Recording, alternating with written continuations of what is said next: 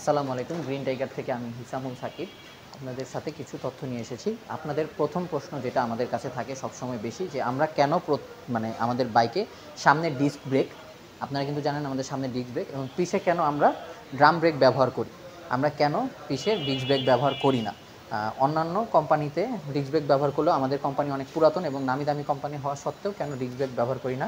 Disc brake ব্যবহার করলে সাধারণত 3টি প্রবলেমের সম্মুখীন আপনাদের হতে হবে। প্রথমত হবে আপনাদের মাইলেজের ইস্যু হবে, কারণ আমাদের পিছেই হচ্ছে মোটরের জন্য আপনার মাইলেজটা ড্রপ করবে যদি ডিস্ক ব্রেক থাকে। দ্বিতীয়ত হচ্ছে আপনার বৃষ্টির সময় স্কিড করতে পারে চাকাটা।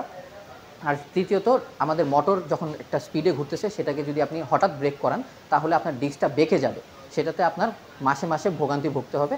এখন আপনার ড্রাম মানে মোটরের সাথে কিন্তু ড্রাম ব্রেকটাই সবচেয়ে সুইটেবল, এই জন্য আমরা পিছে ডিস্ক ব্রেক রাখছি না, আমরা ড্রাম ব্রেক রাখছি, এর যেন আমাদের কাস্টমারের কোনো ভোগান্তি না হয়।